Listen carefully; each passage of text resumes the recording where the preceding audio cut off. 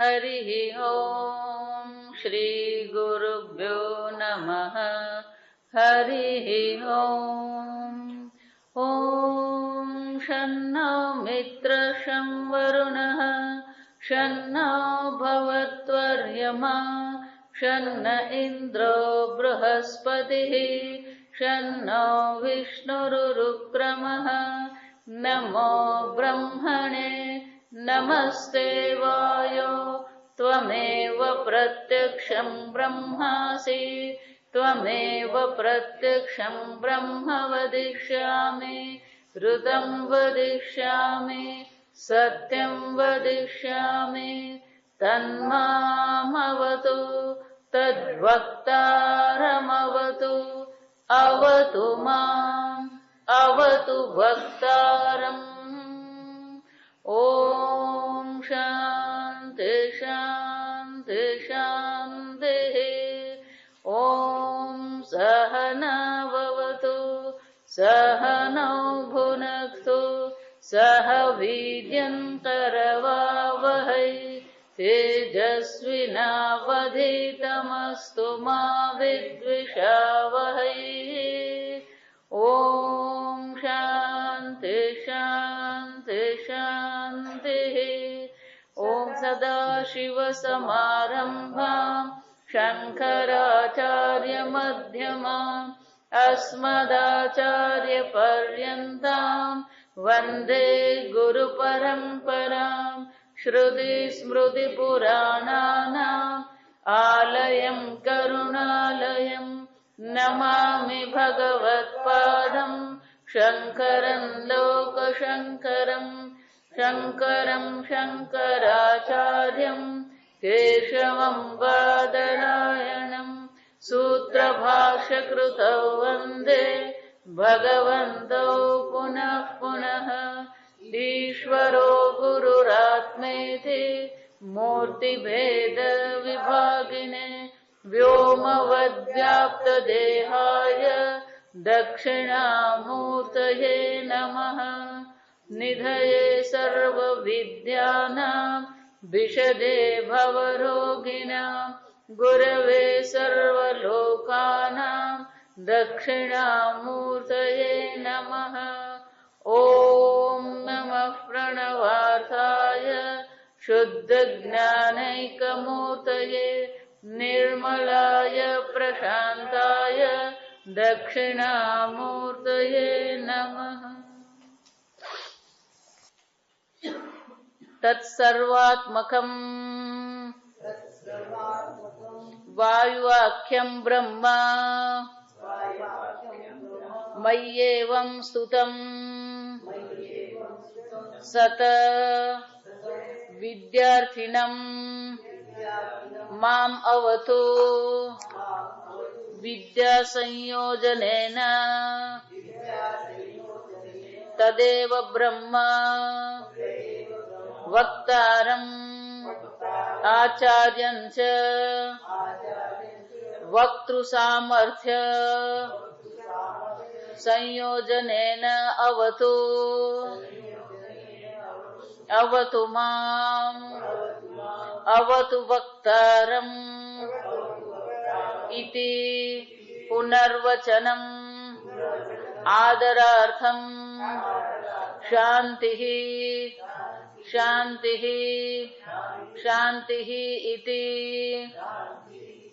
त्रिर्वचनम् आध्यात्मिक आधिभौतिक आधिदैविकानां विद्याप्राप्ति उपसर्गाणां प्रशमनार्थम्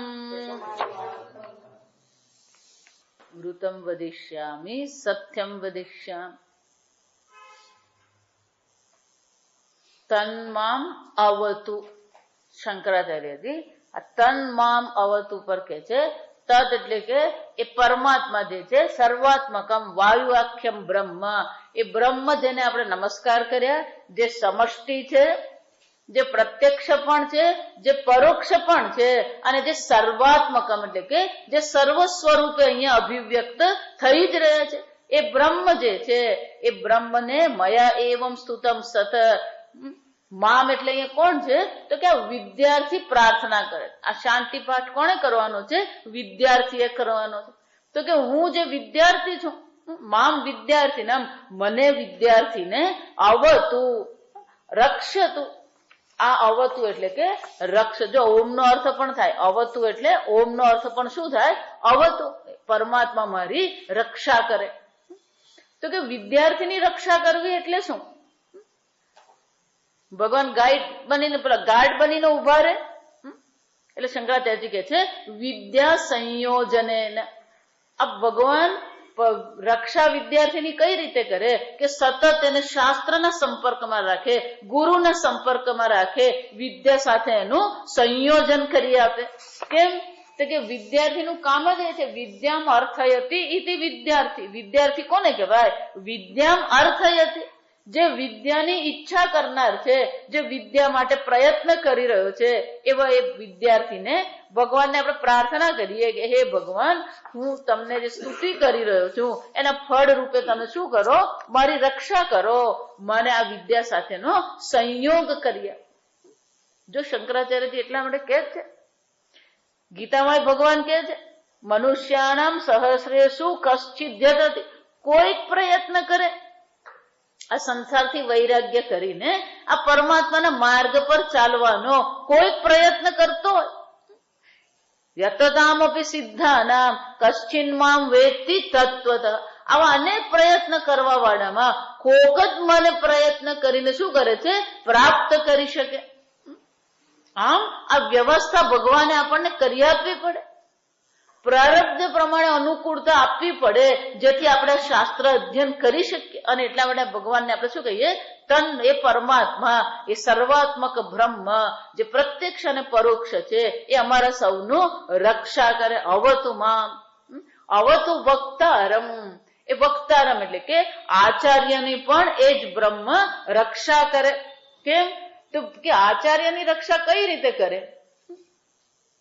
જો તમે કે આચાર્ય શબ્દનો અર્થ શું થાય? આચિનોતિ શાસ્ત્રાર્થમ ઇતિ આચાર્ય. આચાર્ય કોને કહેવાય? જેની પાસે આ શાસ્ત્રનો સાર હોય, શાસ્ત્રનો નિચોડ હોય, જેને શાસ્ત્ર અધ્યયન કર્યું છે અને જે શાસ્ત્ર અધ્યયન કરવા માટે સમર્થ છે. એટલે શંકરાચાર્યજી શું કહે છે? વિદ્યાર્થીને વિદ્યા સાથે સંયોગ કરી આપે. આચાર્યને શાની સાથે સંયોગ કરવાનો? તો કે આ શાસ્ત્ર અધ્યયન કરવા માટેનો, અધ્યયન કરાવવા માટેનું સામર્થ્ય હોવું જોઈએ. એટલે શંકરાચાર્ય શું કહે છે? વક્તૃત્વ સામર્થ્ય સંયોજને. જો એટલા માટે કે ગુરુજી હોય, પણ જો ગુરુજી ઉપદેશ જ નહીં કરે તો કરવાનું શું? વક્તૃ સામર્થ્ય. એટલે શંકરાચાર્ય શું કહે છે? એનું વક્તૃત્વ, એને ઉપદેશ કરવાનું સામર્થ્ય ભગવાન એને આપે, જેથી એ મને ઉપદેશ કરી શકે. ઉપદેશ કરે તો મને જ્ઞાન થઈ શકે. અને એટલે શંકરાચાર્યજી કહે છે ઉપદેશ વક્તૃત્વ સામર્થ્ય. જો વિચારો, એન્જિનિયર કેટલા બધા થાય? ડોક્ટર ઘણા બધા થતા હોય, એન્જિનિયર ઘણા થતા હોય, એમ શાસ્ત્ર અધ્યયન કરવા વાળા ઘણા હોય. એવું જરૂરી નથી કે એક કે બે શાસ્ત્ર અધ્યયન કરે. પણ મેડિકલમાં ભણ્યા પછી ડોક્ટરની પ્રેક્ટિસ પણ સરસ કરતા હોય. જો તમે પણ ડોક્ટરને પ્રેક્ટિસની ઉપરાંત પ્રોફેસર ડોક્ટરના મેડિકલના બનવું શું છે? બધા બની શકે? બધા મેડિકલ ભણાવી શકે?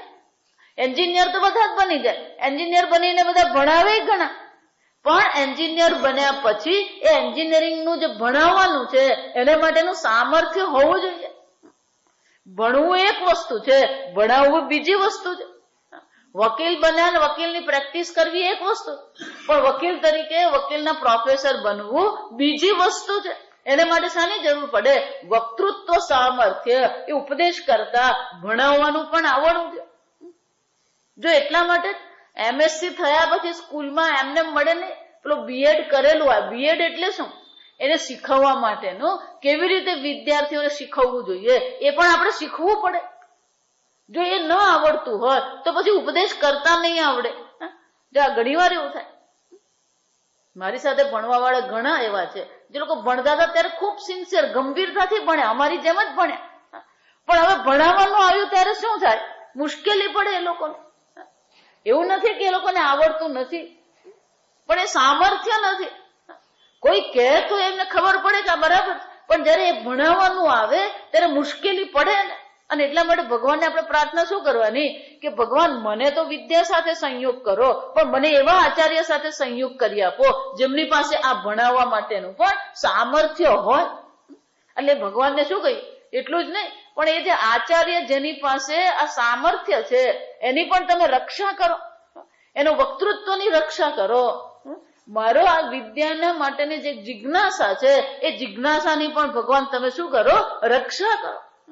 જો એટલે તો ભગવાન પાસે માંગવું હોય તો આ જગતની તો બધી ઘણી વસ્તુઓ આપણે માંગતા રહીએ, પણ ભગવાન પાસે માંગવું હોય તો ખરેખર શું માંગવું જોઈએ કે હે ભગવાન મને વિવેક આપો, વૈરાગ્ય આપો, આ સામર્થ્ય આપો, જેથી હું આ શાસ્ત્ર સમજી શકું.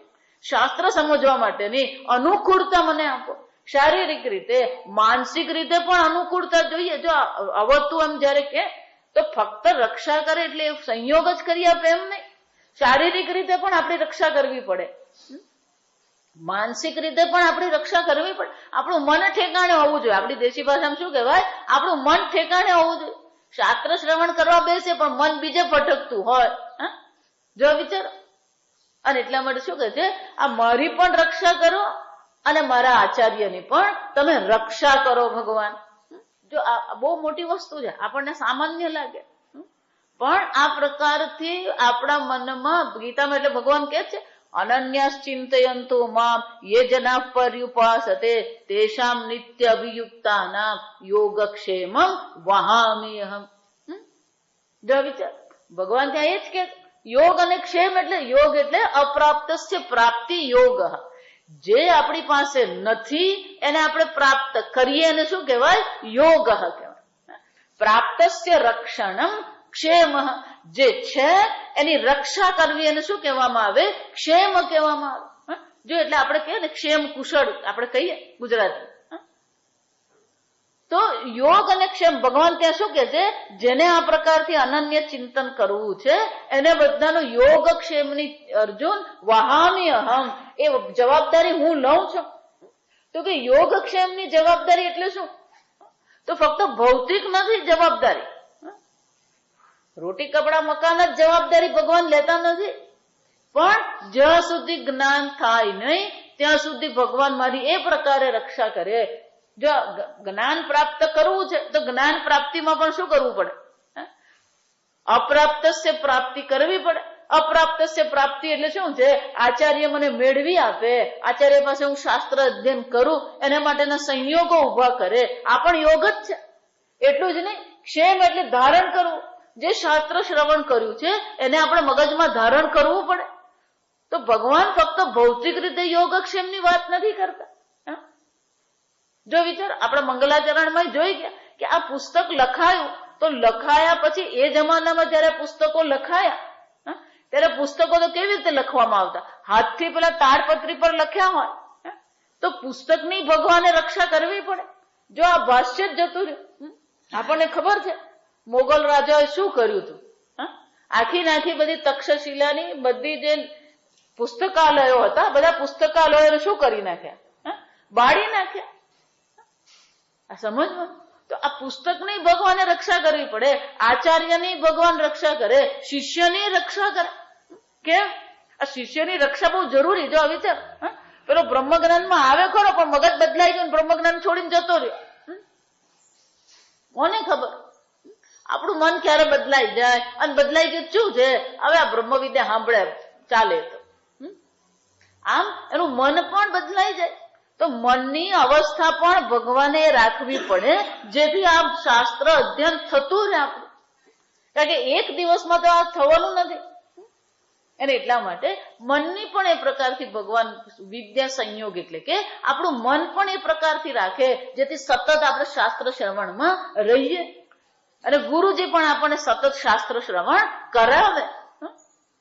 જો એક બેન મારી પાસે બહુ વર્ષો પહેલા જયારે આ શાસ્ત્ર અધ્યયન શરૂ કર્યું ત્યારે મારી પાસે આવે, મને કે અમે પહેલા ગુરુજી પાસે જતા, સંન્યાસી ગુરુ એમના પણ શંકરાચાર્યની જ પરંપરા.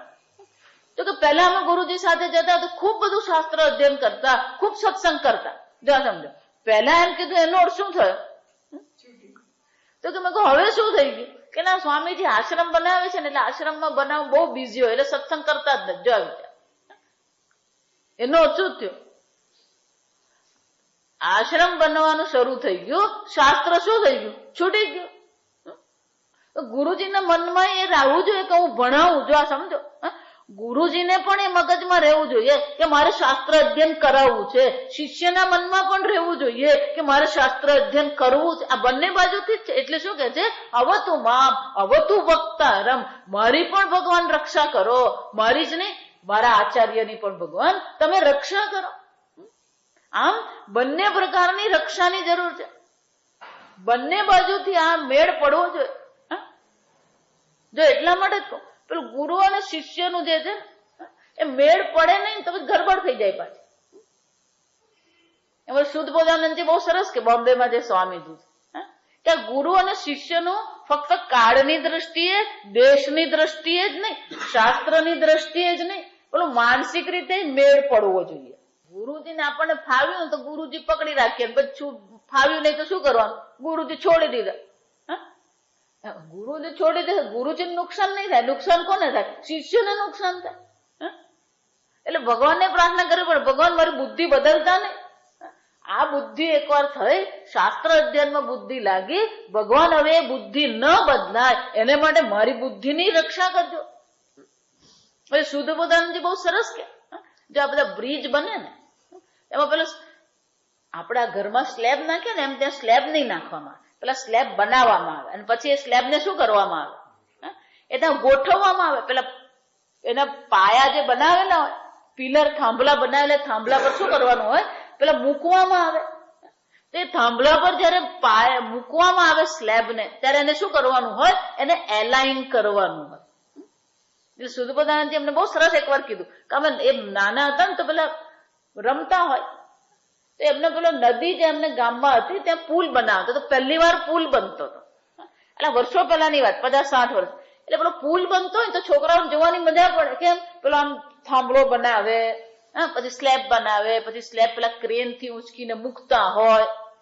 એટલે પેલું ક્રેન થી ઉંચકે ને એટલે ક્રેન જોઈને જ મજા પડે, આવડું મોટું મશીન.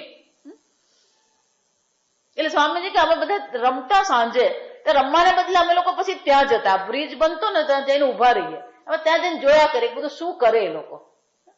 જો તો કેમ પેલા થાંભલા બનાવી દીધા, પછી સ્લેબ બની ગયા. પણ સ્લેબ બન્યા પછી પેલો સ્લેબ જે ગોઠવવાનો તો પેલો એન્જિનિયર નીચે ઉભો રહીને બુમાબુમ કરે, આમ ગોઠવ, પેલો આગળ કર, પાછળ કર, ઊંચું કર, નીચું કર. સ્વામીજી કહે કે પેલા ને 5 કલાક થયા સ્લેબ ગોઠવતા. શું થયા? પેલો 5 કલાક.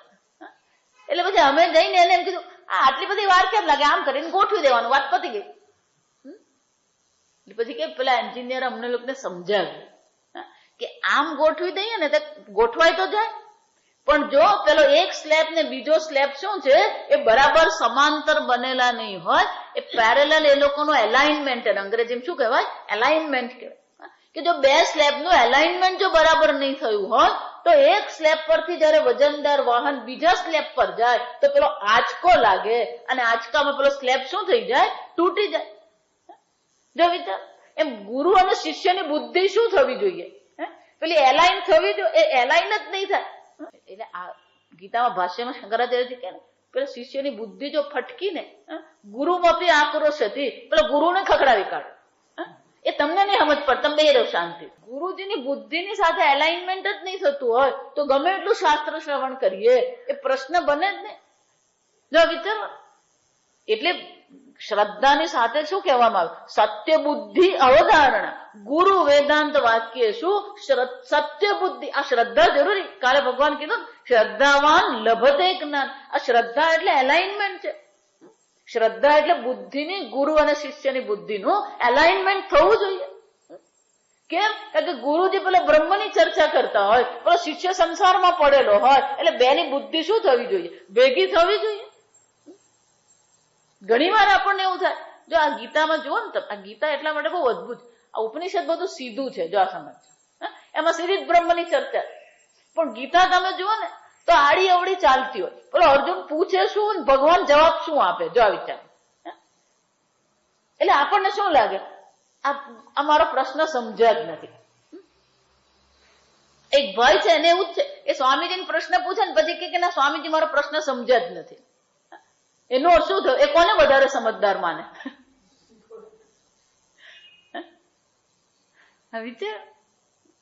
એક બીજા અમારો ભાઈ છે, એ સ્વામીજીને પ્રશ્ન પૂછે ને પછી એના પ્રશ્ન પર ટીકા કરે. જો સમજ, એ પ્રશ્ન શું પૂછે ને એ પછી સ્વામીજીને સમજાવે. જો વિચાર, શ્રદ્ધા હોવી જોઈએ. એક વાર પ્રશ્ન પૂછ્યો પછી આપણે ચૂપ રહીને સાંભળીએ શું કે છે. આ ગીતામાં એવું છે, પેલો અર્જુને પૂછ્યું તત્કિમ કર્મણી ગોરે મામ નિયોજયસી કે છે. ભગવાન આ ગોર કર્મ મને શું કામ લગાવો? તદેકમ વદ નિશ્ચિત. આ એક નિર્ણય કરીને કહી દો ને ભગવાન. તો ભગવાનનો ઉત્તર શું હોવો જોઈએ? બે માંથી એક જ કહેવાનું હતું. અને બદલે ભગવાને શું કીધું? લોકેસ્મિન દ્વિવિધા નિષ્ઠા પુરા પ્રોક્તા મયા નગ. અર્જુન, આ જગતમાં સૃષ્ટિના પ્રારંભમાં બે પ્રકારની જીવન પ્રણાલીઓ મેં દર્શાવી છે. એટલે આપણને શું લાગે? અર્જુને પૂછ્યું બે માંથી એક કહેવાનું, ભગવાન શું કે છે? જો વિચાર, કશું ભગવાન ખોટું કહેતા નથી. આ સમજવાનું, ભગવાન જે કહી રહ્યા છે બરાબર જ છે, પણ આપણે એને યોગ્ય રીતે સમજવાની જરૂર છે. જો એટલે શંકરાચાર્યજીની ભાષ્ય આપણે જેમ આગળ વાંચીશું ને, બહુ સુંદર એ સમજાવશે આપણને કે શાસ્ત્રમાં ક્યારેક આપણને એવું લાગે કે આ બધું તો હંબક છે, આ બધું કઈ આપણે કઈ સમજાય એવું નથી, આવું કઈ હોય ખરું? જો આ વિચાર આપણને એવું લાગે, પણ હકીકત છે, વાસ્તવિકતા છે.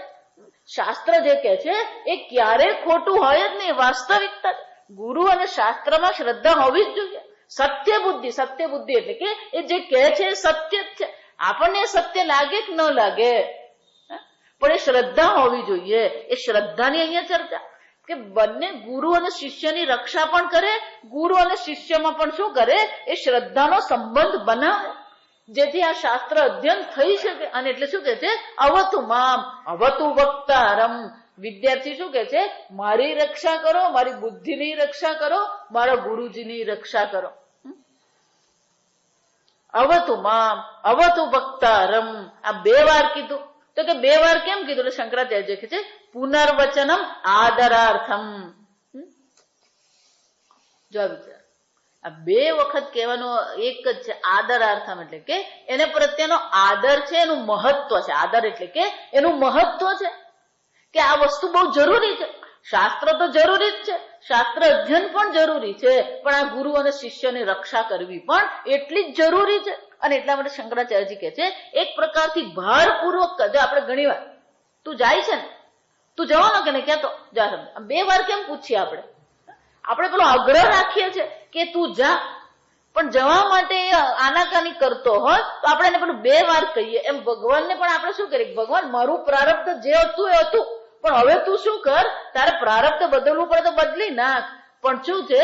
હવે અમારા બંનેની તું રક્ષા કર. આમ ભારપૂર્વક, આદરપૂર્વક એનું મહત્વ દર્શાવવા માટે બે વાર અહીંયા ઘડી કહેવામાં આવ્યું. પુનર્વચનમ આદરાર્થમ. આમ પુનર્વચન આદર માટે કહેવામાં આવ્યું. પછી શું છે? શાંતિ શાંતિ શાંતિ. ત્રણ વાર ત્રિવચનમ. શંકરાચાર્યજી કહે છે ત્રિર્વચનમ શાંતિ આધ્યાત્મિક. આધ્યાત્મિક શાંતિ તો કે આધ્યાત્મિક શાંતિ છે. જો સમજવા, શાંતિ એક જ છે. શાંતિ શું છે? એક જ છે. પણ શાંતિમાં વિઘ્ન ત્રણ પ્રકારના છે. શંકરાચાર્યજી કહે છે આધ્યાત્મિક આધિભૌતિક આધિદૈવિકા નામ વિદ્યા પ્રાપ્તિ ઉપસર્ગાણામ. ઉપસર્ગ એટલે વિઘ્ન. આ ત્રણ વાર શાંતિ શાના માટે છે? તો કે શાંતિ એક જ છે, પણ ત્રણ પ્રકારથી આ શાસ્ત્ર અધ્યયનમાં વિઘ્ન આવી શકે. અને એ વિઘ્ન ન આવે પ્રશમનાર્થમ, એ વિઘ્નની શાંતિ માટે આપણે ભગવાનને ત્રણ વાર શાંતિ કહીએ છીએ. આધ્યાત્મિક એટલે શું છે? વિચાર, જે દિવસે ક્લાસ હોય તે દિવસે તાવ આવી જાય, માથું દુખવા માંડે. એ જો પેલા ટીકાકાર બહુ સરસ કે છે, જ્વરા શિરા રોગ આદિ, માથું દુખે અથવા કોઈ રોગ થઈ જાય. એટલે શું કે છે? અનેક પ્રકારની મુશ્કેલીઓ આવી શકે. શારીરિક રીતે પણ શું છે? વિઘ્ન આવી શકે. એટલું જ નહીં, આધિભૌતિક ચોર વ્યાઘ્રાદિ ઉપદ્રવાહ. આપણે નીકળીએ જ ઘરમાંથી જવા માટે, અને મહેમાન આવી પડે એટલે શું થાય? બેસી પડી. શાસ્ત્ર અધ્યયન માટે આપણે નીકળીએ જ છે, એટલો જોરમાં વરસાદ પડે કે નીકળવું આપણા માટે શું થઈ જાય? અશક્ય થઈ જાય. આ વરસાદને શું કહેવાય? આધિદૈવિક કહેવાય. આમ આધિભૌતિક, આધ્યાત્મિક, આધિદૈવિક, આ 3 પ્રકારના વિઘ્ન શક્ય છે. અને શાસ્ત્ર અધ્યયનમાં કોઈ પણ રીતે આ શક્ય છે, પણ આ 3 પ્રકારના વિઘ્નનું પણ ભગવાન શું કરી દે? શાંતિ કરે. આધિભૌતિક વિઘ્ન નહીં હોય, આધ્યાત્મિક વિઘ્ન નહીં હોય, આધિદૈવિક વિઘ્ન ન હોય. એટલા માટે આપણે ભગવાનને શું કહીએ છીએ? શાંતિ, શાંતિ, શાંતિ. આમ આ મંગલાચરણ જો સમજો, શાંતિ પાઠ અહીંયા આગળ શંકરાચાર્યજી આપણને સમજાવે. હવે મૂળ જે ઉપનિષદ છે જેને શિક્ષાવલ્લી કહેવામાં આવે, આ શાસ્ત્રની એક વિશેષતા છે. કોઈ પણ નામ આપવાનું હોય તો નામ આપવા માટે બીજું કઈક નામ શોધવા જવાનું નહીં. જો આ વિચાર, ઈશાવાસ્ય ઉપનિષદ. ઈશાવાસ્ય કેમ કીધું? કે પહેલો શબ્દ ઈશ છે, એટલે ઈશાવાસ્ય ઈદગુમ સર્વમ મંત્ર છે. તો ઉપનિષદનું નામ પણ શું પડી ગયું? ઈશાવાસ્ય ઉપનિષદ. પેલો કે ન ઉપનિષદ, કેનેશિતમ પતતિ પ્રેષિતમ મનઃ. કોને પ્રેરણાથી, કોની ઈચ્છાથી આ મન વિષયમાં જઈ રહ્યું છે? તો પેલો કે ન એવો પહેલો શબ્દ હતો, એટલે ઉપનિષદનું નામ શું થઈ ગયું? કે ન ઉપનિષદ. એ જ રીતે આ 3 અહીંયા આગળ અધ્યાયો છે. આ તૈત્રીય ઉપનિષદના 3 અધ્યાય છે. તો કે પહેલા અધ્યાયનું નામ શું? તો કે પહેલો અધ્યાયની શરૂઆત શિક્ષા શબ્દથી થાય છે, એટલે એને શિક્ષાવલ્લી એવું કહેવામાં આવે. આ પહેલું ઉપનિષદ જે છે એનો પહેલો અધ્યાયનું નામ શું છે? શિક્ષાવલ્લી. તો કે શિક્ષાવલ્લી એટલે શું? શંકરાચાર્યજી શિક્ષાવલ્લીની અહીંયા ઘડી બહુ સુંદર રીતે ચર્ચા કરે છે. પહેલા આપણે મંત્ર બોલી લઈએ. આ જો આ તૈત્રીય ઉપનિષદ છે ને સ્વર સાથે છે, એટલે સ્વર સાથે આપણે બોલો. અહીંયા સ્વર સાથે લખેલું નથી, પણ હું બોલાવીશ એ પ્રમાણે તમારે સ્વર સાથે એને બોલવાનું. શિક્ષામ વ્યાખ્યાસ્યામઃ, શિક્ષામ વ્યાખ્યાસ્યામઃ. મળ્યું? પહેલું જ શિક્ષાવલ્લી. મંત્રો પૂરું થયું ત્યાં શાંતિ પાઠ પૂરો થયો પછી તરત જ મળ્યું. શિક્ષામ વ્યાખ્યાસ્યામઃ, શિક્ષામ વ્યાખ્યાસ્યામઃ. વર્ણસ્વરઃ વર્ણસ્વરઃ માત્રાબલમ માત્રાબલમ. સામસંતાનઃ સામસંતાનઃ. ઇત્યુક્ત શિક્ષાધ્યાયઃ ઇત્યુક્ત શિક્ષાધ્યાયઃ ઇત્યુક્ત શિક્ષાધ્યાયઃ ઇત્યુક્ત શિક્ષાધ્યાયઃ. ભાષ્ય. શિક્ષા શિક્ષ્યતે અનયા ઇતિ વર્ણાદિ ઉચ્ચારણ લક્ષણમ શિક્ષ્યન્તે ઇતિ વા શિક્ષાઃ વર્ણાદયઃ. શિક્ષા એવ શિક્ષા દૈર્ઘ્યમ છાંદસમ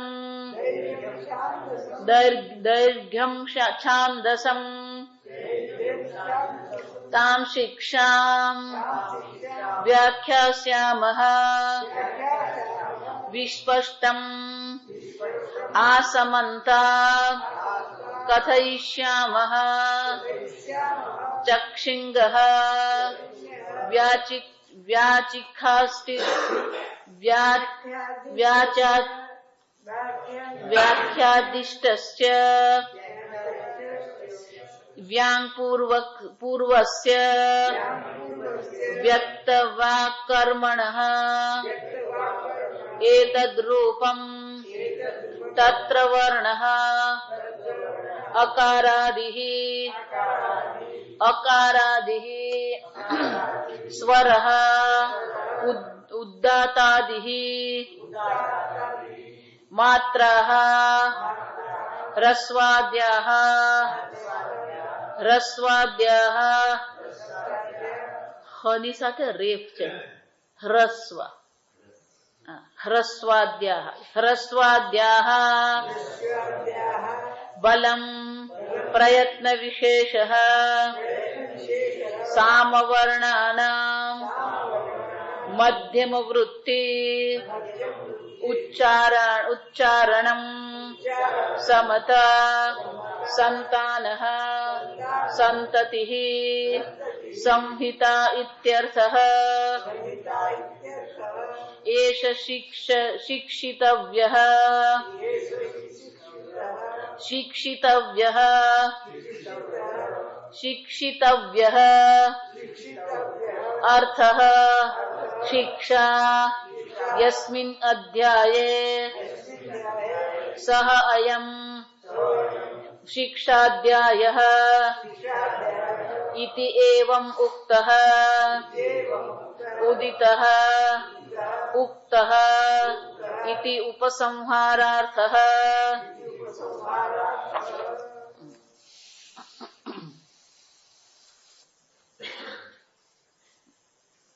આ મંત્ર પહેલા શંકરાચાર્ય એક વાક્ય કે છે, અર્થ જ્ઞાન પ્રધાનત્વાદ ઉપનિષદ ગ્રંથ પાઠે. કે આ ઉપનિષદ જે છે એમાં મહત્વ શું છે?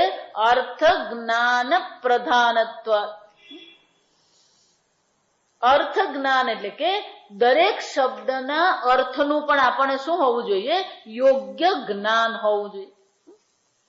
જો એટલા માટે આ પાઠ કરીએ, આપણે વિષ્ણુ સહસ્રનામનો પાઠ કરીએ, અથર્વ શીર્ષનો પાઠ કરીએ, અનેક પ્રકારના પાઠ આપણે કરતા હોઈએ, પણ એ પાઠ આપણે કરીએ પણ એનો અર્થ આપણે ધારો કે પૂછીએ તો શું છે?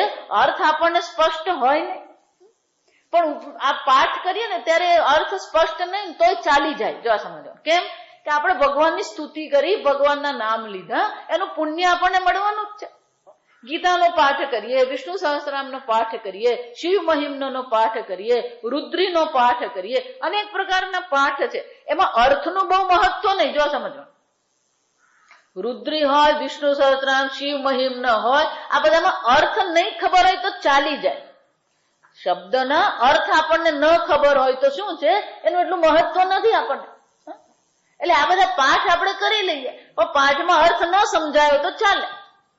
શંકરાચાર્યજી કહે છે પણ ઉપનિષદમાં એવું નથી. જો સમજ, ઉપનિષદમાં શું છે? અર્થ જ્ઞાન પ્રધાનત્વ. આ ઉપનિષદમાં શું છે? દરેક શબ્દનો અર્થ આપણને યોગ્ય રીતે ખબર પડવી જોઈએ. એટલે પ્રધાનતા કોની છે? એક એક શબ્દના અર્થનું પ્રાધાન્ય અહીંયા કરી છે, મુખ્ય છે. જો એ શબ્દનો અર્થ આપણને ખબર ન પડી તો ઉપનિષદ શું કહેવા માંગે છે આપણે સમજી શકીએ નહીં. અને જો એ ન સમજી શકીએ તો પછી આપણને બ્રહ્મ વિદ્યા પ્રાપ્ત થઈ શકે નહીં. જો વિચારો, ઉપનિષદ જ નહીં, ગીતામાં એવું જ છે. ગીતાના આપણે પાઠ કરીએ, આ ગીતાનો પણ યોગ્ય અર્થ આપણા મનમાં પ્રગટ થવો જોઈએ. જો યોગ્ય અર્થ પ્રગટ નહીં થયો તો ગીતાના પાઠનું પુણ્ય મળે, પણ એ ઉપનિષદ દ્વારા અને ગીતા દ્વારા, ઉપદેશ દ્વારા ભગવાન આપણને જે અર્થ કહી રહ્યા છે એ અર્થ આપણા મગજમાં આવે નહીં. એટલું જ નહીં, જો યોગ્યતા ન હોય તો અર્થ આપણે કંઈક બીજો પણ કરી નાખીએ. એટલે હું હંમેશા એટલે કહું કે ક્યાં તો તમને યોગ્ય અર્થ ખબર હોવી જોઈએ અને ક્યાં તો ન ખબર હોવી જોઈએ. જા સમજો, આગળ આપણે ચર્ચા કરી કે મંગળાચરણ વખતે, ગઈ વખતે, કે ક્યાં તો વિચાર સારા હોવો જોઈએ ને ક્યાં તો પેલો વિચાર નહીં કરતો હોય એ સારું છે. ક્યાં તો સુવિચાર હોય અથવા અવિચાર હોય. જા સમજો, સુવિચાર હોય અથવા તો અવિચાર હોય. પણ દુર્વિચાર હોય ને તો પછી ગરબડ. પેલો અવિચારી હોય એને આપણે વિચાર કરતા શીખવી શકીએ. સુવિચાર છે તો આપણે યોગ્ય જ્ઞાન એને આપી શકીએ. પણ જો દુર્વિચારી હશે તો શું થવાનું? ગરબડ જ થાય. અર્થનો શું થઈ જાય? અનર્થ થઈ જાય. એટલે શંકરાચાર્યજી કહે છે આ ઉપનિષદની એક વિશેષતા છે કે એમાં અર્થ જ્ઞાનનું ખૂબ જ પ્રાધાન્ય છે. અને જો અર્થ જ્ઞાનનું પ્રાધાન્ય હોય તો પછી એનો પાઠ જે આપણે કરીએ એ પાઠમાં પણ શું થવું જોઈએ? જો આ વિચાર, આ ગુજરાતી ભાષામાં એવું જ છે, આપણને ખબર પડતી નથી. આ રસ્વ હોય, દીર્ઘ હોય, આપણે બધું હરખું જ ચાલે. આપણે સ અને શ બધું હરખું જ ચાલે. જો આ સમજો. એટલે પેલા એક પંડિત એનો દીકરો ભણતો નતો. પઠપુત્ર વ્યાકરણમ. જા સમજો. પઠપુત્ર વ્યાકરણમ. પેલો પંડિત કે દીકરા કઈ નહીં ભણે તો વાંધો નથી, પણ તું વ્યાકરણ તો ભણ. કેમ? તો કે જો તું વ્યાકરણ ભણશે નહીં, આ ઉચ્ચારણ કેમ કરવું એ શીખશે નહીં, તો બહુ મોટી ગરબડ થાય. કે શું ગરબડ થાય? સકલમ શકલમ ભવતી. સકલમ સ એટલે સસલાનો સ. જો સમજ, દાંતથી બોલીએ. તો સકલ એટલે સંપૂર્ણ. સકળ લોકમાં એટલે સંપૂર્ણ લોક. પણ શકલમ, શકલમ એટલે ગોબર. જો ગાયનું છાણ ને શું કહેવાય? શકલ. તો કે એ પુત્ર બીજું કઈ નહીં ભણે તો કઈ નહીં, પણ તું વ્યાકરણ તો ભણ, ઉચ્ચારણ તો ભણ. કેમ? જો તું યોગ્ય ઉચ્ચારણ ભણીશ નહીં તો પછી શું થશે? સકલમ શકલમ ભવતી. આ સકળ ને બદલે શું થઈ જશે? શકલ થઈ જશે. જો વિચાર, એવું જ જો દીન એમ કહીએ ને, તો દીન એમ કહીએ તો રસ્વ દીન હોય ને એટલે દિવસ કહેવાય, પણ દીર્ઘ દી હોય તો શું થાય? ગરીબ કહેવાય. તો દીન ને પણ દીને થઈ જાય. પછી જો વિચાર, અર્થ પ્રાધાન્ય એનો શું થયો? પ્રધાનતા. કોની? અર્થનું જ્ઞાન આપણા મનમાં આવવું જોઈએ. જો ગીતામાં આવું જ છે. લોકો પોતાની રીતે બધા ગીતાના અર્થ કરતા રહે અને પછી પોતાના અર્થ પ્રમાણે ચાલતા રહે. અને લોકો ચોપડી છપાવે ખરા ને પછી ચોપાવીને બધાને વેચતા હોય. તમે જુઓ ને તો આપણને કંટાળો આવે. વિચાર, ભગવાન એમ કીધું કે મયા તતમિદમ સર્વમ જગદ અવ્યક્ત મૂર્તિ. આ સંપૂર્ણ જગતમાં હું વ્યાપ્ત છું. ભગવાન વ્યાપ્ત છે એનો અર્થ શું થયો? આ વ્યાપ્ત શબ્દ છે ને, એની મર્યાદા છે. વ્યાપ એમ કહીએ ને તો બે અર્થ થાય. આ સમજવાનું. અંગ્રેજીમાં જોઈએ ને તો આ અર્થ ખબર પડે. વ્યાપ્તનો એક અર્થ થાય પરવેડિંગ. જો આ સમજો. અને બીજો અર્થ થાય ઇન એન્ડ થ્રુ. જો આ સમજો. તો પરવેડિંગ એટલે શું થાય? જો વિચાર, વ્યાપ્તનો એક અર્થ થાય કે ઉપરથી એ ઢંકાયું હોય. જો આ સમજો. પરવેડ કરવું એટલે શું છે? એને ઢાંકવું. પેલી ચોકલેટ ખાઈએ ને, પેલી કિટકેટ ખાઈએ ને તો આપણે કિટકેટ ને શું માને? આ ચોકલેટ. એ ચોકલેટ નથી. ચોકલેટ ખાલી શું હોય? અંદર તો પેલું ચોખાનું એ લોકોએ પેલી બિસ્કીટ મૂક્યું હોય. એ ચોખાની બિસ્કીટ પર ચોકલેટ ને શું કરેલું? એનું આવરણ બનાવેલું હોય. એને પરવેડિંગ કહેવાય. જા સમજો. એને પણ વ્યાપ્ત કહેવાય. પણ જયારે વ્યાપ્ત શબ્દ ભગવાન જયારે વાપરે છે, જો સમજો, ત્યારે ભગવાન કયા અર્થ વાપરે છે? In and through. એનો શું થયો? જેમ પેલા લોખંડમાં અગ્નિ વ્યાપ્ત હોય. જો આ દ્રષ્ટાંત બરાબર યાદ રાખવાનું. લોખંડમાં અગ્નિ વ્યાપ્ત હોય તો ત્યારે અગ્નિ ક્યાં ગળી છે? લોખંડના દરેક અણુમાં અગ્નિ શું છે? વ્યાપ્ત છે. તો પેલું ચોકલેટ પર આમ ચોકલેટનું આવરણ હોય એમ ભગવાન અહીંયા વ્યાપ્ત નથી. ભગવાન કેવી રીતે છે? પેલા લોખંડમાં જેમ અગ્નિ વ્યાપ્ત છે એમ સંપૂર્ણ જગતમાં ભગવાન શું છે? વ્યાપ્ત છે. પણ જો આપણો ભગવાન શબ્દનો અર્થ જ જો આપણે બરાબર જાણતા નહીં હોઈએ તો પછી આ વ્યાપ્તનો અર્થ પણ આપણે ગોટાળો જ કરવાનો. ધારો કે મેં ભગવાન શબ્દનો અર્થ એવો કરી દીધો, આ શ્રી કૃષ્ણ ભગવાન, તો પછી હું શું વિચારીશ? આ શ્રી કૃષ્ણ ભગવાન બધામાં છે. એવું છે? એવી પુસ્તક મળે, ખોલીને જોવો ને તો ખબર પડે. એમાં પાછો ફોટો આપે. ભગવાન સર્વમાં વ્યાપ્ત છે એમ કે ને, એટલે પેલો હાથી બનાવે ને પછી હાથી પર આમ ગોળ કુંડાળું કરીને એમાં કૃષ્ણ ભગવાન હોય. પેલો બ્રાહ્મણ હોય પછી બ્રાહ્મણના હૃદય આગળ આમ ગોળ કુંડાળું હોય પછી એમાં શ્રી કૃષ્ણ ભગવાન હોય. જો વિચાર. એટલે નરસિંહ મહેતા બહુ સ્પષ્ટ કહે છે, પવન તું, પાણી તું, ભૂમિ તું, ભૂધરા. પવન માં એમ નહીં, પવન સ્વયં કોણ છે? એ પરમાત્મા જ છે. વૃક્ષમાં એમ જયારે કહે છે તો વૃક્ષ સ્વયં કોણ છે? એ પરમાત્મા જ છે. વ્યાપ્ત એટલે કે વૃક્ષ રૂપે છે, પવન રૂપે છે, આકાશ રૂપે છે. આ સર્વ રૂપે પરમાત્મા વ્યાપ્ત જ છે. આમ વ્યાપ્ત શબ્દનો અર્થ જો યોગ્ય રીતે નહીં સમજીએ તો પછી અર્થ આપણે શું કરવાનો? ખોટો અર્થ કરી દઈએ. જો સમજો, અને એટલે શંકરાચાર્યજી કહે છે આ ઉપનિષદની એક વિશેષતા છે, અર્થ જ્ઞાન પ્રધાનત્વાદ ઉપનિષદ ગ્રંથ પાઠે યત્ન ઉપરમઃ મા ભૂત. અને એટલે શંકરાચાર્યજી કહે છે આ પ્રધાનતા હોવાથી આ ગ્રંથનો જયારે પાઠ કરવામાં આવે ત્યારે એનો પ્રયત્ન જે છે એ પ્રયત્ન પણ યોગ્ય પ્રકારે આપણે કરવો જ જોઈએ. ઇતિ શિક્ષાધ્યાય આરભ્યતે. આ શિક્ષા અધ્યાયનો આરંભ કેમ કરવામાં આવ્યો? કારણ કે એનું યોગ્ય રીતે ઉચ્ચારણ પણ થવું જોઈએ, યોગ્ય રીતે પાઠ પણ થવો જોઈએ અને યોગ્ય રીતે એને શબ્દને આપણે સમજવાની જરૂર પણ છે. અને એટલે શંકરાચાર્યજી કહે છે આ પ્રકારથી આ શિક્ષા અધ્યાયનો પ્રારંભ પહેલા કરવામાં આવ્યો. તો પહેલા શું કીધું? શિક્ષામ વ્યાખ્યા શ્યામઃ. શંકરાચાર્યજી શિક્ષા શબ્દ આપણને સમજાવે. તો શિક્ષા કોને કહેવાય? શિક્ષા શબ્દ સમજાવવાનો છે. જો પહેલું જ મેં કીધું ને, પેલો દીન અને દીન, આ બધે આપણી બુદ્ધિ જવી જોઈએ. ઉપનિષદમાં મંત્રમાં શિક્ષામાં શી દીર્ઘ છે, જો આ આપણું ધ્યાન તરત જવું જોઈએ. આપણને કોઈ ફરક નહીં પડે, એ તો સાંભળ્યા કરવાનું, એમ નહીં. ઉપનિષદમાં શિક્ષા શું છે? દીર્ઘ છે, જો આ સમજો. પણ શંકરાચાર્યજી જયારે ભાષ્ય લખે છે ત્યારે શિક્ષા કયો લખ્યો છે? રસ્વ છે, જો આ સમજો.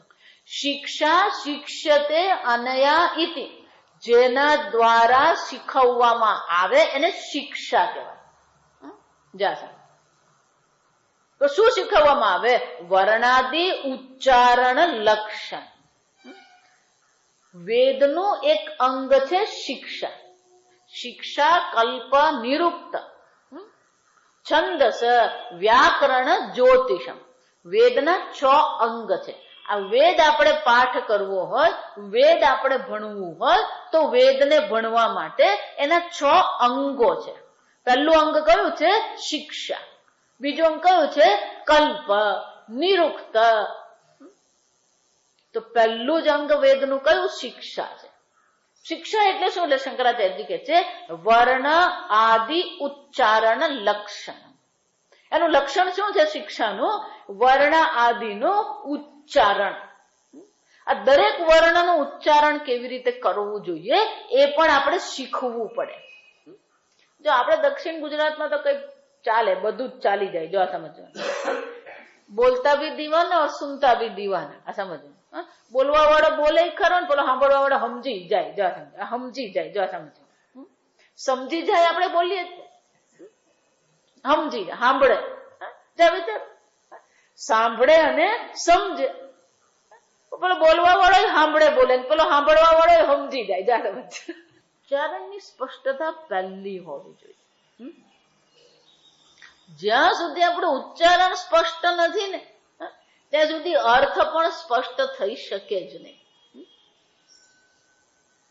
જો વિચાર, વાણીની દેવી કોણ છે? સરસ્વતી. વાણીની દેવી કોણ છે? સરસ્વતી છે. આપણે સરસ્વતીને પ્રાર્થના કરીએ ખરા? જો હમણાં વસંત પંચમી આવશે. વસંત પંચમી એટલે સરસ્વતી દેવીનો પ્રાગટ્ય દિન કહેવાય. પણ આપણી વાણી જો અશુદ્ધ હોય તો દોષ કોનો થયો? સરસ્વતીનો દોષ છે. જો સમજો, આ સરસ્વતીનો દોષ કહેવાય. અને પછી આપણે જ્ઞાન માટે પ્રયત્ન કરીએ, એ જ્ઞાન માટે પ્રયત્નમાં મુશ્કેલી આવવાની જ છે. કારણ કે આપણી ભાષા જ યોગ્ય નથી, ઉચ્ચારણ જ યોગ્ય નથી. આ સમજવા, ઉચ્ચારણ જો યોગ્ય નહીં હોય તો પછી સરસ્વતી દેવી પણ શું છે? અર્થ બદલાઈ જ જવાનો. અને એટલા માટે શું કે છે? ઉચ્ચારણ લક્ષણ. શિક્ષાનો પહેલો અર્થ શું થાય? કેવી રીતે? અનયા એટલે કે આવા પ્રકારથી આ અક્ષરનું ઉચ્ચારણ કરવામાં આવે. એ ઉચ્ચારણ શીખવું પડે. એટલે શું કે છે? આ શિક્ષામ વ્યાખ્યાસ્યામ, અથવા તો શંકરાચાર્ય બીજો અર્થ આપતા કે છે શિક્ષ્યંતે ઇતિ વા શિક્ષા. જેને આપણે શીખવામાં આવે, જે શીખવામાં આવે છે એને પણ શિક્ષા કહેવામાં આવે. વર્ણાદય, અ આદિ બધા વર્ણ જે છે, ક ખ ગ બધા શું છે? વર્ણ કહેવામાં આવે. અ આ ઈ જે છે એને સ્વર કહેવામાં આવે. ક ખ ગ ગ છે બધા વ્યંજન કહેવામાં આવે. ક્ષ છે, ત્ર છે, શ્ર છે, જ્ઞ છે, આ બધા કેવા છે? જોડાક્ષર કહેવામાં આવે. તો આ બધા વર્ણ આદિ પણ શીખવાનું હોય. એટલે શંકરાચાર્યજી કહે છે જે શીખવામાં આવે છે, જેને શીખવામાં આવે છે એ શીખવામાં આવેલા વર્ણને પણ શિક્ષા કહેવામાં આવે. આમ જેના દ્વારા ઉચ્ચારણ શીખીએ એ પણ શિક્ષા છે, અને જેના ઉચ્ચારણને શીખીએ છીએ એ વર્ણને પણ આપણે શિક્ષા કહી શકીએ. પણ કે તમે તો અહીંયા શિક્ષા કીધું, પણ શાસ્ત્રમાં તો શિક્ષા દીર્ઘ છે. એટલે શંકરાચાર્યજી કહે છે શિક્ષા એવ શિક્ષા. ભાષામાં શું કે છે? આ શિક્ષા જે છે એ જ શિક્ષા છે. કેમ? દૈર્ઘ્યમ છાંદસમ. ખોટું નહીં કહેવાનું. શિક્ષા એમ કહીએ ને તો ખરેખર એ રસ્વ જ છે. શબ્દ કયો છે? રસ્વ છે. જો આમ શિક્ષા શબ્દ છે રસ્વ, નાનો ઈ છે, પણ શાસ્ત્રમાં પેલો લાંબો ઈ છે. તો કે શાસ્ત્રમાં ભૂલ કરી? જો આ વિચારો આગળ એટલે જ કહી ગઈ, શાસ્ત્રમાં ક્યારેય ભૂલ નહીં હોય. આ વસ્તુ આપણા મગજમાં શ્રદ્ધા રહેવી જોઈએ. ભગવાનના ઉપદેશમાં, આચાર્યના ઉપદેશમાં, શાસ્ત્રમાં ક્યારેય દોષ હોય નહીં. એક વાર જો દોષ બુદ્ધિ કરીને તો પછી જ્ઞાન થાય નહીં. એટલે શંકરાચાર્યજી કહે છે છાંદસમ. છાંદસમ એટલે કે આ દૈર્ઘ્યમ છાંદસમ છે, એટલે કે ઉપનિષદને પ્રમાણે, શાસ્ત્ર પ્રમાણે આ બરાબર છે. છાંદસમ નો અર્થ શું થાય? શાસ્ત્ર પ્રમાણે, ઉપનિષદ પ્રમાણે આ દીર્ઘ શું છે? યોગ્ય છે. એક વસ્તુ સમજવાની, શાસ્ત્રનું રચના તો ભગવાને સૃષ્ટિના પ્રારંભમાં કરી જ છે. એટલે શાસ્ત્ર તો પહેલેથી છે જ, અને શાસ્ત્રની ભાષા સંસ્કૃત છે. જો સમજવા, પણ એ શાસ્ત્રને સમજવા માટે, એ સંસ્કૃત ભાષાને સમજવા માટે પછી વ્યાકરણની રચના કરવામાં આવી. અત્યારે તમે જુઓ ને તો 3 પ્રકારથી ચાલે આ વ્યાકરણ પણ. આ સમજવા, પહેલું વ્યાકરણ એને વૈદિક વ્યાકરણ કહેવાય. એને શું કહેવામાં આવે? વૈદિક વ્યાકરણ. વેદમાં જે પ્રકારથી છે ને એ જ પ્રકારથી આપણે એને સ્વીકારીએ, એને શું કહેવાય? વૈદિક વ્યાકરણ. પણ કોઈ પણ વસ્તુ શીખવી હોય ને તો આપણને એક સ્ટ્રક્ચરની જરૂર પડે, એક વ્યવસ્થાની જરૂર પડે. જો આ સમજો, તો આ સંસ્કૃત ભાષાને પણ સમજવી હોય તો એક વિશેષ પ્રકારની વ્યવસ્થા હોવી જોઈએ, ને વ્યાકરણની વ્યવસ્થા હોવી જોઈએ. જા આપણે હનુમાનજી એમ જયારે કહીએ ને તો હનુમાનજીનો એક વિશેષતા શું છે? નવ વ્યાકરણજ્ઞ. હનુમાનજી કોણ હતા? નવ વ્યાકરણજ્ઞ. 9 પ્રકારના વ્યાકરણ હનુમાનજીને ખબર હતી. જા વિચાર, એનો અર્થ શું થયો? અત્યારે આપણી પાસે જે સંસ્કૃત વ્યાકરણ છે એવા બીજા 9 વ્યાકરણ, એટલે 9 વ્યવસ્થા હતી. સંસ્કૃત ભાષા સમજવા માટે 9 સિસ્ટમ હતી. એમાંથી એક પાણીની રહી ગયું. જો સમજો, એટલે પાણીની વ્યાકરણ છે. એક વૈદિક વ્યાકરણ છે. એ 9 માંથી એક જ આપણી પાસે બાકી રહી ગયું. કયું છે? આ પાણીની વ્યાકરણ છે. આ પાણીની વ્યાકરણ પણ આપણને શું કરે છે? તો કે આ બધા શબ્દોના કેવી રીતે ઉત્પત્તિ થઈ, ધાતુ કેટલા છે, એનું ક્રિયાપદ કેવી રીતે બને, એમાંથી શબ્દ કેવી રીતે બને, એની વિભક્તિ શું છે, એ આપણને સમજાવે છે. પણ પાણીની મુનિ સ્વયં સ્વીકારે છે કે મેં જે વ્યવસ્થા બનાવી છે એમાં સંપૂર્ણ વેદની ભાષા સમજાવી શકાય એમ નથી. મારી વ્યવસ્થાની પણ એક મર્યાદા છે. એટલે એ પોતે પણ ઘણી વાર એવું કરે કે કોઈક શબ્દ એ વ્યાકરણનો નિયમ બતાવે કે ભાઈ આ નિયમ કહેવાય, પછી એ નિયમ પ્રમાણે શબ્દ જો વેદમાં ન હોય તો પછી એ કહી દે કે ભાઈ આ અપવાદ આવો હોઈ શકે. જા સમજો, નિયમ બતાવી અને પછી શું બતાવે? અપવાદ બતાવે કે આ આમ જ હોય, પછી એનો અપવાદ આપણી સામે એ પ્રગટ કરતા હોય. એટલું જ નહીં, ક્યારેક મેળ નહીં બેસતો હોય ત્યારે એ કહી દે ભારદ્વાજસ્ય, મેં આ રીતે શબ્દ બનાવ્યો, ભારદ્વાજ મુનિ આ શબ્દ આ પ્રકારથી દર્શાવે છે. અથવા તો શું કહી દેશે? છાંદસમ. છાંદસમ એટલે કે છાંદસ એટલે વેદ. આ વેદમાં આ પ્રકારથી દર્શાવ્યું છે. એને ખોટું છે એમ કહેવાની જરૂર નથી.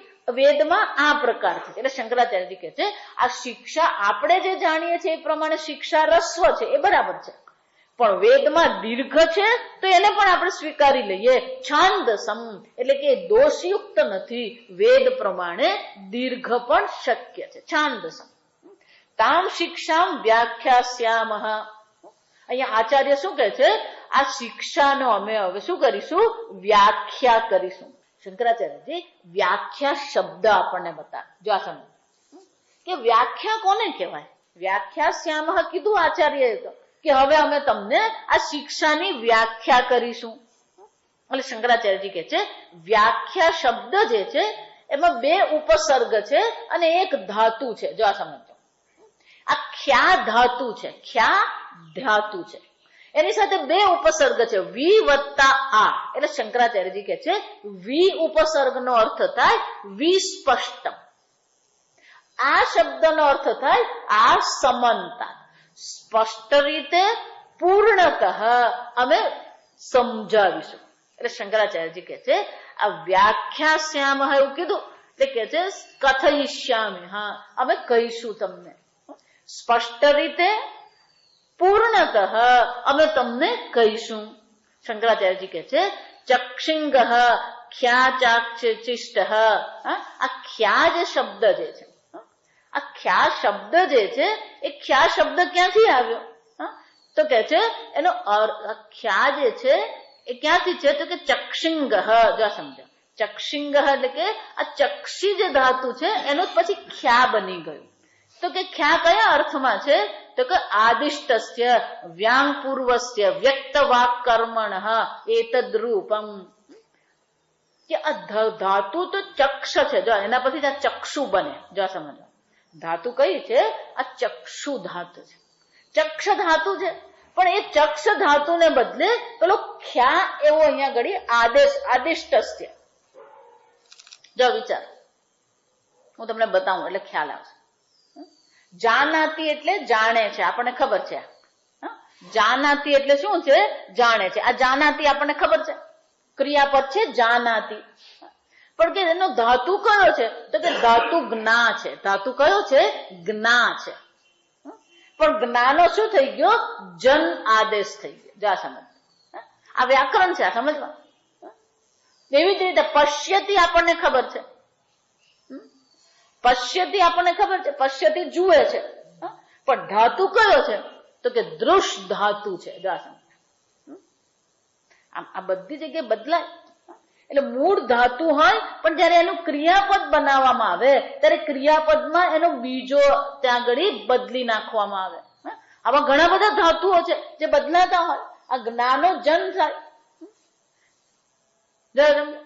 પશ્યતી, દૃષ્ટનું પશ્યતી થઈ ગયું.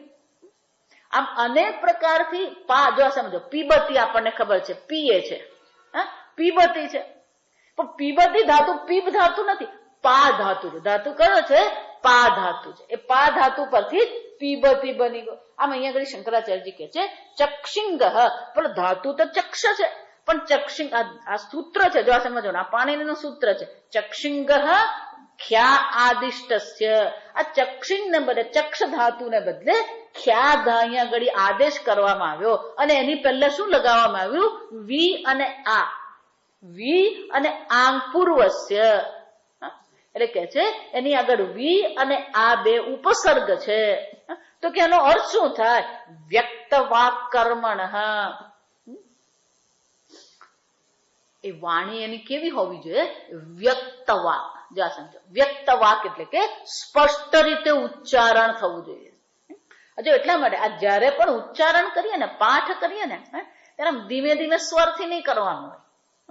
વ્યક્ત વાક એટલે શું છે? ખુલ્લા અવાજે. આપણી બિલકુલ દેશી ભાષામાં શું કહેવાય? ક્યારે પણ આપણે મંત્રનો પાઠ કરીએ ત્યારે કેવો કરવો જોઈએ? ખુલ્લા અવાજે કરવો જોઈએ. જો આ પાઠ, વેદનો પાઠ કરીએ ને, એના 6 નિયમો છે. 6 નિયમો કરતા પણ 6 વસ્તુની ના પાડી છે કે આવું આવું નહીં હોવું જોઈએ. વેદનો પાઠ કરીએ ત્યારે 6 વસ્તુ ન હોવી જોઈએ. જો વિચાર, પહેલું શું હોવું જોઈએ? નહીં, શીઘ્રી. પહેલું શું નહીં હોવું જોઈએ? શીઘ્રી. શીઘ્રી એટલે ઉતાવળ નહીં કરવા.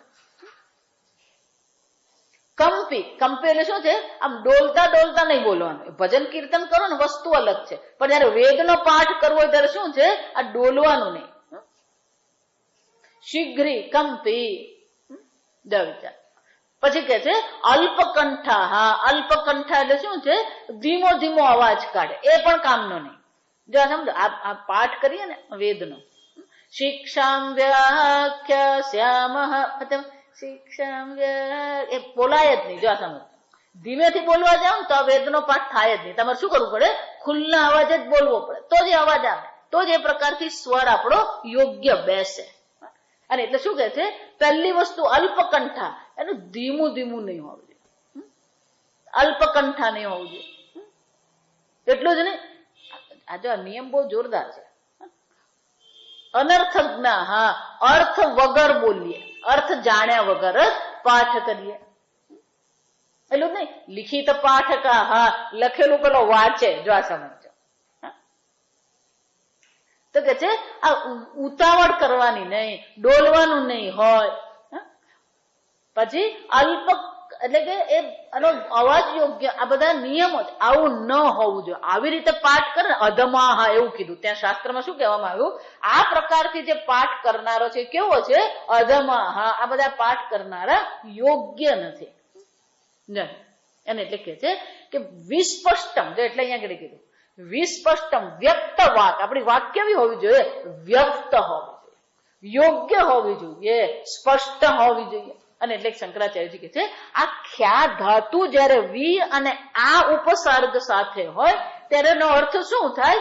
વ્યક્ત વાક કર્મણ. એ કયું કર્મ બતાવે છે? વ્યક્ત વાક આપણને દર્શાવે છે. એતદ રૂપમ. શંકરાચાર્યજી કહે છે, જો આ તૈત્તિરીય ઉપનિષદ આગળ જ ગઈ વખતે મેં તમને કહી જ દીધું હતું. હવે અહીંયા આગળ શંકરાચાર્ય બધું વ્યાકરણ લાવવાની, કારણ કે શંકરાચાર્યજી એવું સમજે છે કે આપણે ઈશ કે ન કઠ મુંડક પ્રશ્ન આ બધા ઉપનિષદ ભણી લીધું એટલે હવે થોડું થોડું વ્યાકરણ તો આપણને આવડતું જોઈએ, એવું શંકરાચાર્યજી સમજે છે. અને એટલા માટે શંકરાચાર્યજી અહીંયા આગળ હવે આ વ્યાકરણ ખૂબ લાવશે. પણ વ્યાકરણ લાવીને કઈ અઘરું બનાવતા નથી. આપણે માટે અર્થ શું કરે છે? સ્પષ્ટ કરી રહ્યા. જો સમજવા, વધારે ઊંડાણમાં, વધારે ગંભીરતાથી આપણને સમજાવવાનો એ પ્રયત્ન કરી રહ્યા છે. એટલે શંકરાચાર્યજી કહે છે એતદ રૂપમ. એતદ રૂપમ એટલે કે આ વ્યાખ્યાસ્યામઃ જે રૂપ બન્યું છે ખ્યા ધાતુ પરથી, એનો અર્થ આવો થાય છે, શિક્ષામ વ્યાખ્યાસ્યામઃ. તો આ એનો અર્થ શું થયો? આ બધી સ્પષ્ટ ઉચ્ચારણમાં વ્યક્ત રીતે, સ્પષ્ટ રીતે ઉચ્ચારણ થવું જોઈએ. અને એક પ્રકારથી અમે તમને શું કરીશું? આ ઉપદેશ કરીશું, શિક્ષાનો ઉપદેશ તમને કરીશું. એટલે કે આ પ્રકારથી અમારું ઉચ્ચારણ પણ સ્પષ્ટ હશે, તમારું પણ આ ઉચ્ચારણ આ પ્રકારે સ્પષ્ટ હોવું જોઈએ. એતદ રૂપમ. એમાં પહેલું શું કીધું? વર્ણ સ્વર. આ વર્ણ જે છે એ સ્વર છે. તો કે વર્ણ કયા કયા છે? અકારાદિ. જા સમજો, અ આ ઈ ઉ ઋ ઋ, આ બધા શું છે? એ ઓ ઐ ઔ. આ 13 આપણે એને કહીએ. આ 13 સ્વર કહેવાય. વર્ણ સ્વર. આ 13 જે વર્ણ છે એને સ્વર કહેવામાં આવે. એનું પણ ઉચ્ચારણ બરાબર થવું જોઈએ. એટલું જ નહીં, સ્વર. આ સ્વર જેને કહેવાય. જો આ શિક્ષામ વ્યાખ્યા એમાં બોલીએ ખરા, પણ મેં તમને પાઠ કરાવ્યો ત્યારે શું કીધું? શિક્ષામ વ્યાખ્યાસ્યામઃ વ્યાખ્યાસ્યામઃ. તો એમાં 3 ઉદ્દાત આદિ. એટલે શંકરાચાર્યજી કહે છે આ વેદનું જયારે ઉચ્ચારણ આપણે કરીએ ત્યારે 3 પ્રકારના એના સ્વર આવે. જો આ સન્નો મિત્ર બોલીએ એમાં પણ આપણે સ્વર સાથે બોલીએ છીએ. સહના વવતુ બોલીએ એ પણ આપણે સ્વર સાથે બોલીએ. સમાં પહેલો અ જે છે એનું શું છે? એ અનુદાત છે, નીચો છે. સહના વવતુ સહનૌ ભુનક્તુ સહ વીર્યં કરવાવહૈ તેજસ્વિનાવધિતમસ્તુ મા વિદ્વિષાવહૈ. વહૈ અને સ્વરિત કહેવાય. ઉદ્દાત, અનુદાત અને સ્વરિત. જો 3 છે. ઉદ્દાત એટલે ઉપર જાય, અનુદાત એટલે નીચે હોય, સ્વરિત એટલે શું છે? એનો લંબાવવામાં આવે, દીર્ઘ કરવામાં આવે. એટલે શંકરાચાર્યજી કહે છે ઉદ્દાત આદિ આ સ્વર છે, વર્ણ છે, પછી સ્વર છે, માત્રા, પછી એની માત્રા હોય. હ્રસ્વાદય, હ્રસ્વ દીર્ઘ પ્લુત, 3 માત્રા. માત્રા એટલે બોલવા માટેનો કાળ. માત્રા એટલે શું છે? એના ઉચ્ચારણમાં જે કાળ આપણે છે. અ એમ કહીએ ને એને 1 માત્રા કહેવાય. અ એટલે શું છે? 1 માત્રા. આ એમ કહીએ એટલે 2 માત્રા છે. આ એમ કહીને પ્લુત કહેવાય, 3 માત્રા.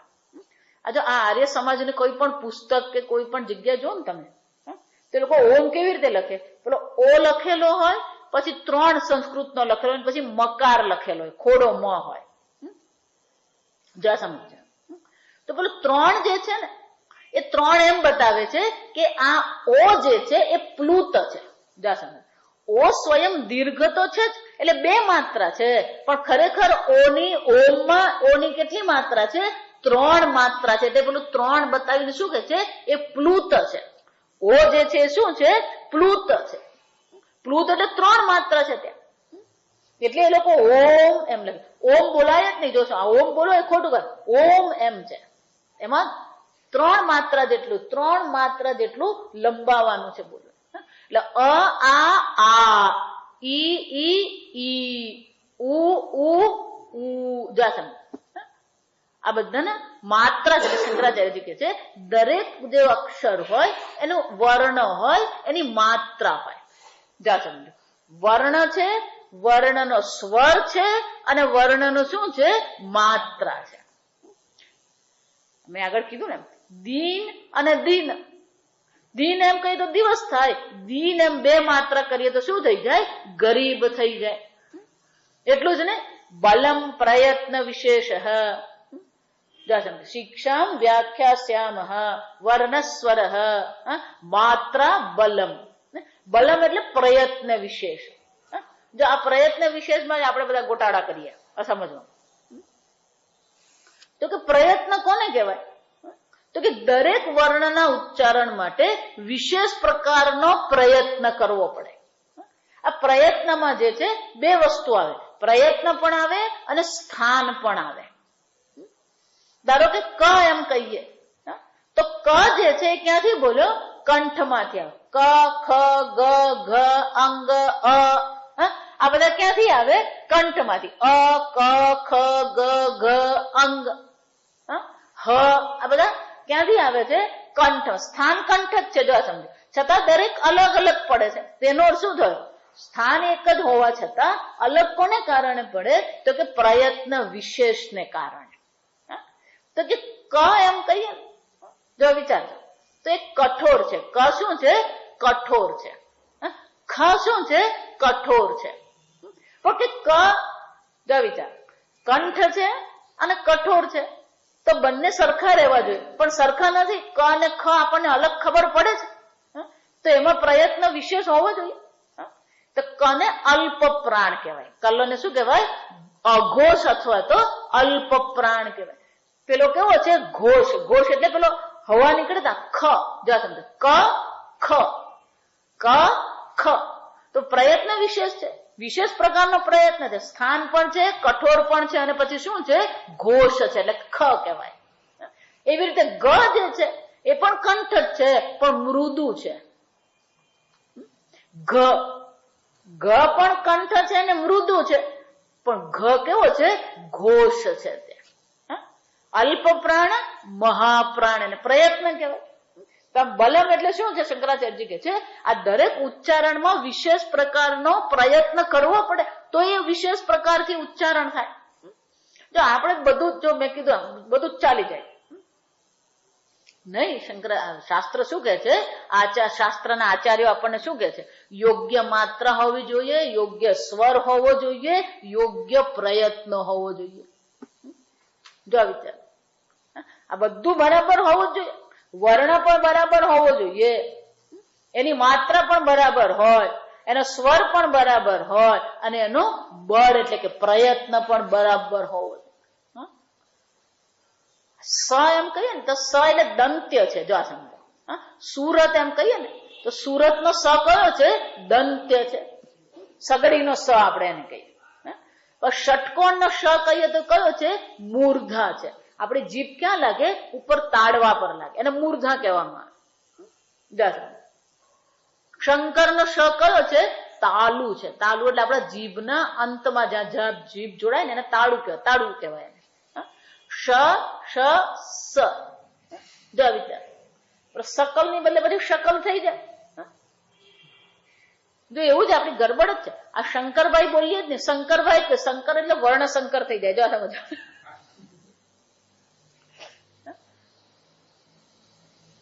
શંકરભાઈ છે, શંકરભાઈ નથી. પણ આપણે શું બોલીએ? વ્યક્ત વાક. વાક આપણી કેવી હોવી જોઈએ? સ્પષ્ટ હોવી જોઈએ. અને એટલે કે છે આ બધામાં આ પ્રકારથી પ્રયત્ન યોગ્ય હોવો જોઈએ, સ્થાન યોગ્ય હોવું જોઈએ, માત્રા યોગ્ય હોવી જોઈએ, રસવાદી યોગ્ય હોવું જોઈએ, સ્વર પણ શું હોવો જોઈએ? યોગ્ય હોવો જોઈએ. આગળ આપણે કાલે જોઈશું. ઓમ અસતો માં સદ્ગમય તમસો માં જ્યોતિર્ગમય મૃત્યોર્મા અમૃતંગમય.